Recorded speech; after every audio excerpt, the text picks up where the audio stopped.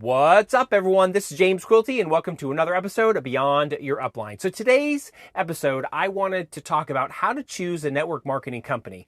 This was a really big deal for me, and I had no clue what I was getting into when I first started. So I kind of wanted to share the criteria that I have come up with to help evaluate a network marketing company to make sure that it is a good fit for you and also for the company itself. So let's get to it. How do you build a successful business in network marketing when everyone you know thinks it's a scam? How do you achieve that dream lifestyle when 99% of distributors quit within their first year, broke and worse off than when they started? If you ask the so-called experts or talk to your family and friends, they will tell you that it's impossible, that it can't be done. But it is being done, and it's happening each and every day by a select group of people that you probably never even heard of. My name is James Cuilty. Join me as I seek to find out how these elite few beat the odds and succeed in network marketing. Welcome to Beyond Your Upline.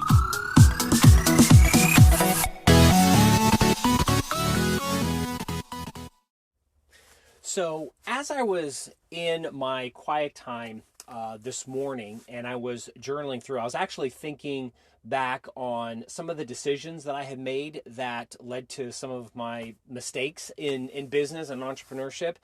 And I started, thinking when I first started with a network marketing company, I had no clue what network marketing was. All I knew was I was really excited because of the presentation.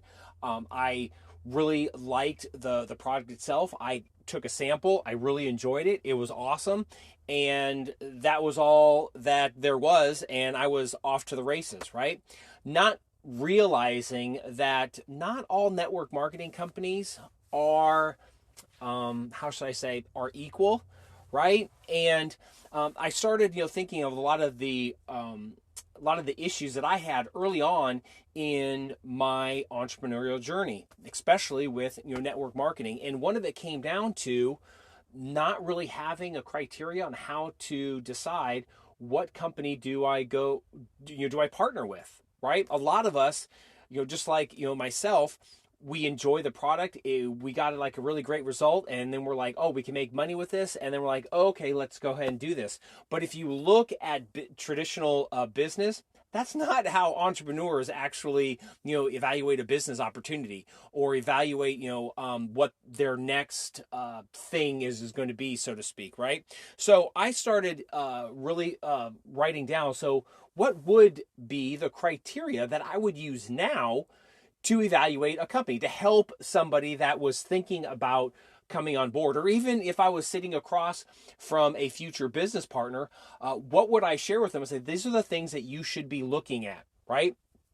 Because if, in my opinion, based on my experience, if you don't have these 7 things, then you should move on to an opportunity that actually has these, because it will help you with the I won't say fastest, but it'll help you to succeed, as opposed to having to go through a few companies, because a lot of times we treat business kind of like dating, right? Oh, we like somebody, we go out with them, it didn't work out, and then we move on to like something else, right? And I did that, and then as I was thinking through this, I remember I was like, well, what were some of the successes? How would I evaluate a company? But then I started thinking about, well, before I even get to that point, I've already thought through a lot of the mistakes that I've made. Well, let me think about, what did I do when I succeeded, right? And the first thing that comes to mind is the marriage to my second wife. So I was married previously, and long story short, I did not have any type of idea who I wanted, or who would what was I looking for in a wife, right? I knew that I wanted to get married someday, and I met this girl. She was really great. We had a great time. I was graduating, and I didn't want to to leave her, and so we decided to end up getting married. And we'd only been dating for about 3 months. Like I said, long story short, it didn't work out, right? We were really not a good fit long term.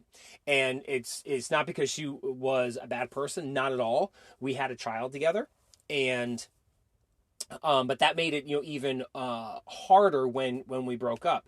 So because of that painful experience, I remember sitting down. I'm like, I never want to go through this again.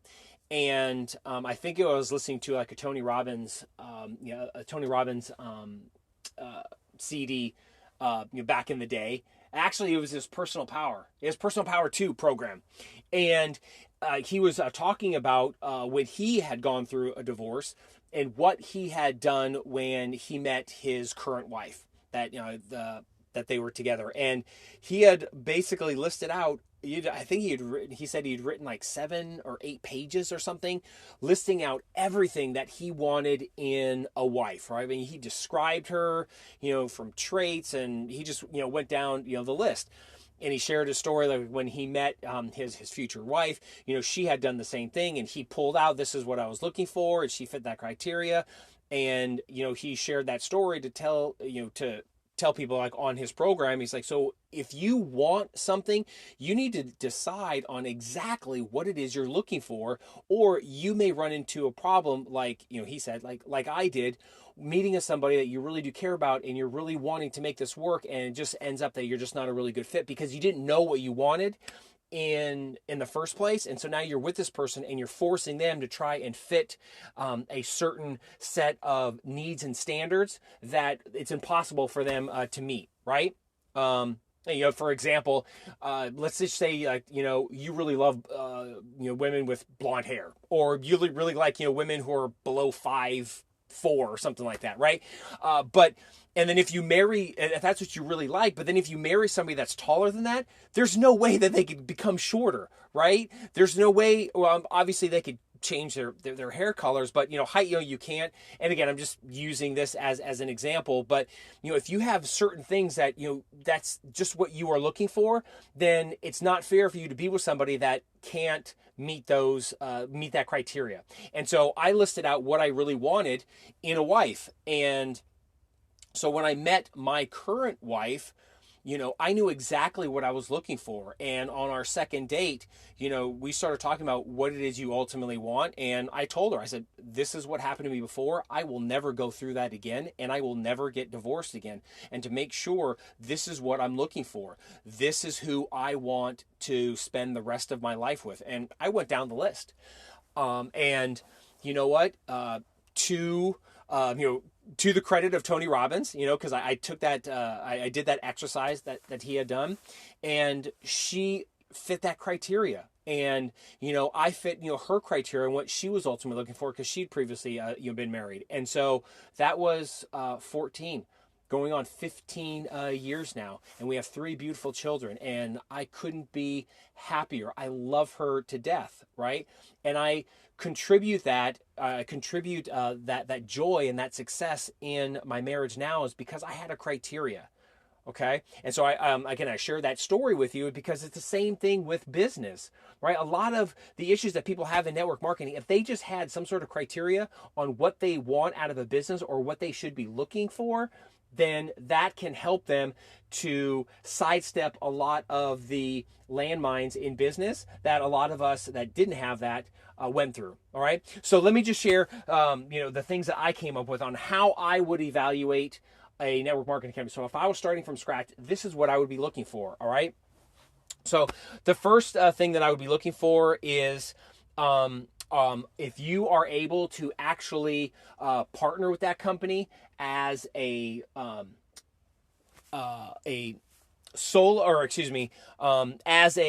business entity, right? So when I first started in network marketing, a lot of companies are like this. You have to use your personal social security number, right? Which means you are a solopreneur, or you are a 1099, contract, contracting a person, right?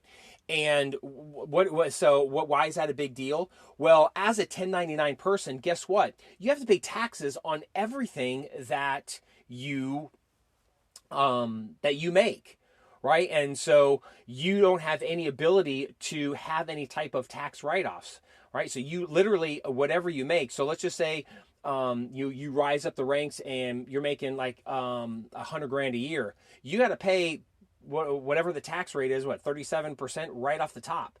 and there's no ifs, ands, or buts about it, right? And so there's companies that will allow you to set up a single person, LLC with a business entity, and then you can partner with that company. And what that does is that opens up a lot of tax benefits and a lot of shelters. So if there's ever like an issue, they can't come after you, or something like that. If somebody sues a company and if they, name you for whatever reason, you're protected by that entity, right? You don't have your personal your personal identity, tied to that, so to speak. So that's the first thing that you want to have. I didn't have that, before. And so we ended up having to pay a lot of taxes, right? And so now if I was doing it again, they have to have the ability, or they have to allow me to join as like an LLC or some sort of business entity that'll give me that tax write-off. Okay. Second thing is you want the product itself has to be consumable or reusable.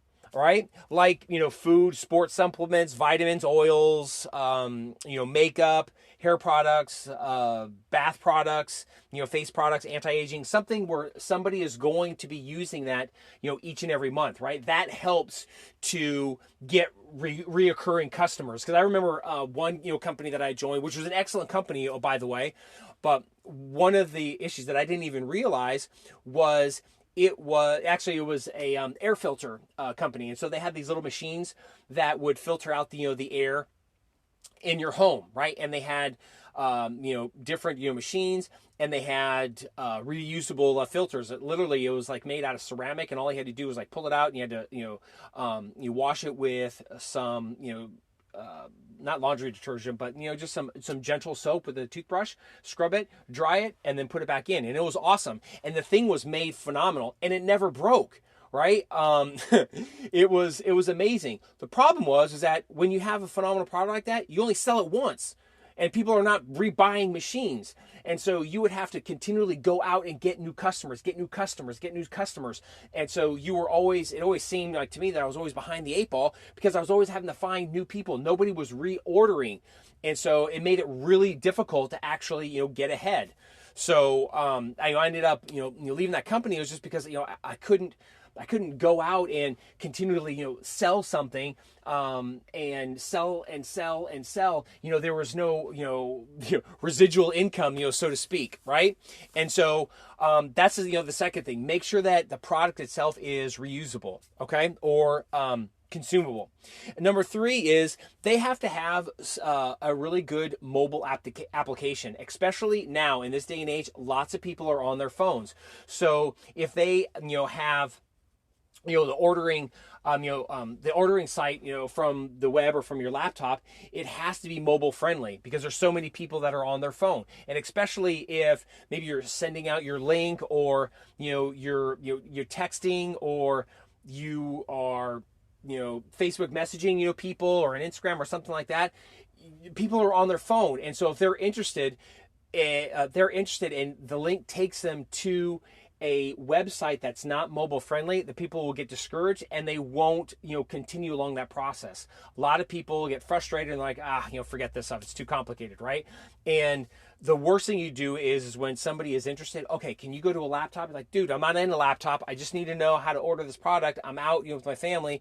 And if they say, I'll get back to you, 9 times out of 10, they're not going to get back to you, right? You want to strike when the iron is hot. And so you want to make sure that they have a great mobile application for all of their websites and all of the ordering, okay?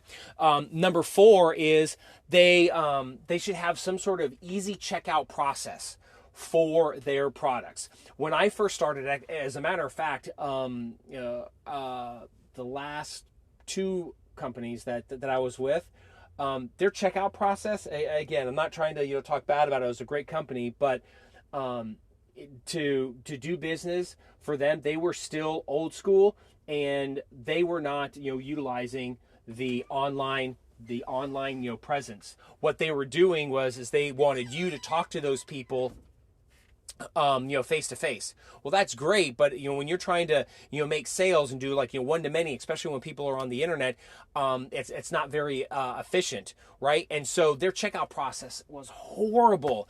First, you go up there and then they ask, well, who referred you? And then you had to choose, okay, are you a distributor or are you a customer? And then you had to fill out your application to set up a customer account. And then, they would ask for their social security number, and that scared off a lot of people. And, they had to jump through all these hoops before they could actually get to the product itself. And it was like, oh my gosh.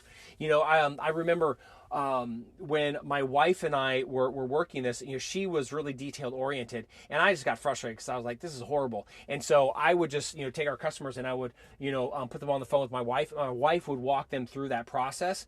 Literally, it was like, after, she would talk with them and close them, right? It was usually about 20, 30 minutes. It was another 30 minutes just to get them set up and get their products ordered. And this was my wife walking them through.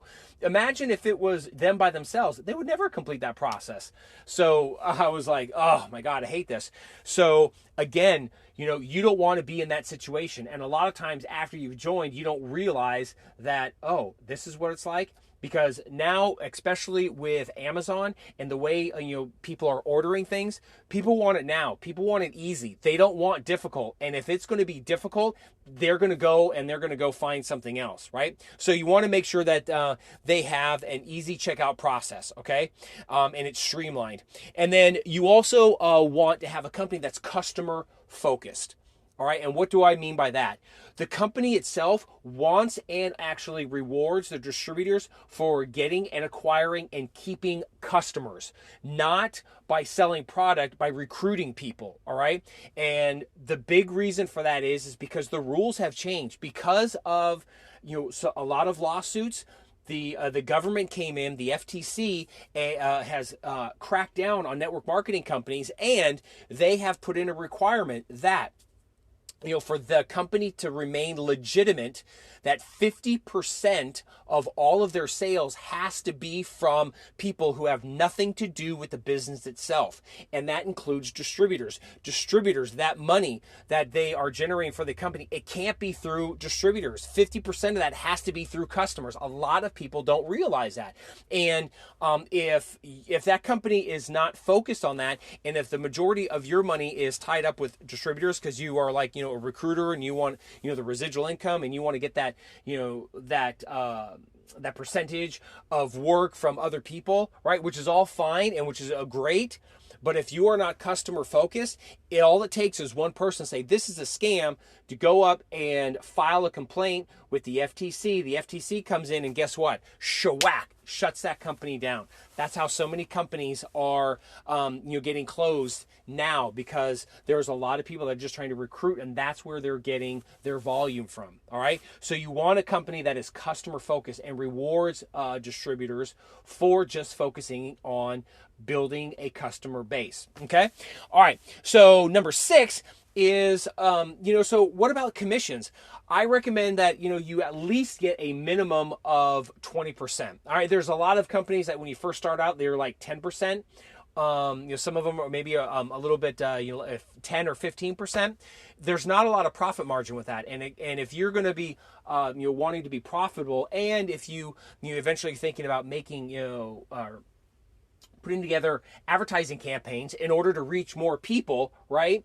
Then you need to be profitable. So you need to make sure that not only you're covering your initial costs, but you're also making a little bit of a profit, right? And so the less of a percentage the company gives you for selling the product itself, you're not going to make a lot of money, right? So at least a minimum 20%. And there's a lot of companies out there that it's upwards of like 40%, which is like great. And I know that it depends on volume for you to actually actually get to that level, which is fine. And if you look at a lot of affiliate programs, they're the same way, right? They will offer a certain percentage, and then if you're making a lot of money for them, then you can contact them and say, hey, I would like a higher percentage, and they would do that. Right? And so it's the same thing, but at least at a bare minimum, it should be at least 20%. Anything less than that, I would pass on it, because you're just not going to make enough money to actually be profitable. Okay? All right. And then the last one is They should have a really good customer rewards program, right? Because that is what people are looking for. If you look at Amazon and you look at some of these other companies, they have a reward program for their customers. They reward customers for not only word of mouth advertising, but also for them purchasing. And so you want to know that the company is behind you acquiring customers. If they don't, then again, you need to take a really long look at, is this really going to be a good fit for me? Remember, I not only want you to be profitable, but I certainly want you to be compliant, and also to allow you to build a really sustainable and successful business, regardless of what's going on, in the world, regardless if people are complaining and thinking like network marketing is a scam and all that other stuff. As long as you have all the boxes checked, right, that are important, then you're going to be able to go out there. You're going to save your reputation. People are not going to look at you like, oh, you're in one of those. Oh, you're like, such and such, right? You're going to be able to compete with everyone else in that marketplace and look like a professional. Does that make sense? So that's the 7 criteria that I had put together that I would be looking at to evaluate a network marketing company. You might have something else, right? Other people it's all about the product, right? And yes, the product needs to be good, but there's a lot of companies that had great products that are they're not around anymore, right? And so it's not like the air filter company. It was awesome. They were great. But, one, it was very hard for people to be sustainable, and people weren't making reoccurring purchases, and it wasn't like you could buy volume. I mean, I guess you could, but and they did have like a starter package, but you can't be buying a starter package like every single month. I mean, their starter package was a significant investment. I think it was like $5,000. No, I think it was like three. It's like $3,000. But the point being is that it wasn't sustainable. And then the company president, he wasn't doing some things, and he ended up overextending the company, and they ended up going bankrupt. But I share that with you as an example that they didn't have a consumable product, right? And I could share tons of other examples of companies that didn't fit any of these other requirements. So if you have some other requirements, excellent. But you know what? You should really think about what am I looking for? And if you find yourself that you're not making the money that you want to be making, not because of you not putting forth the effort, but because maybe the company doesn't fit one of these criterias, right? Then maybe you should reevaluate. Is this something that I want to be a part of? Or, do I need to look for another company that will actually fit this, right? Just, it's great to have loyalty to a company, and that's awesome. But again, remember, you are doing a favor for this company. Yes, the company is putting the products on the shelf. They have worked out all the deals to make sure that they're all compliant, federal and state-wise and all of that stuff, right? But you, as a independent contractor, you're going out and you're selling that. That's why they have that compensation the way it is, because they don't have a big marketing budget. They spend that on the individual contractors that are out selling that product. And so you want to make sure that you have the company is giving you everything that you need so you can succeed. And if they don't, there's no need for you to be loyal to that, because at the end of the day, if the company has to make changes, they're going to do what's best for the company itself. Does that make sense? And so you want to make sure that you have everything that you need so you can be successful. So you'll be in a place of power. That's not the right word. So you're in a place of security, right? And so so if something happens to the company, if they do something crazy, or if they get a new president and he bankrupts or whatever, you're going to be okay, right? And so then you can move on to something else, if that makes any sense, right? So I hope you got some value out of this. I really did want to share this. It's been on my heart, because I know that I wish I had something like this when I first started. And if you're in it, well, use this as a guide to see and evaluate the company that you're in, right? You may need to reevaluate. And then again, you're like, hey, everything is going great. And then that's awesome, right? But then you should also have something that you can help people that you are bringing on to your team, or during a presentation to say, look, as a business developer, as an independent contractor, these are the things that I look at to evaluate a company. All right. And this is what I share with you. You go and use and look at this, right? Don't take my word for it. You go look at it, right? But this is what you should be looking for in order to have a successful business and also have a successful career in this industry. So again, that's all that I have for you. I hope you got some value out of this. I pray that this has helped you a little bit, right? And I just want to extend my appreciation for showing up and listening. I really do appreciate that. So with that, I'm going to get out of here. As always, you have an awesome day, and I'm going to see you in the next episode. Bye-bye.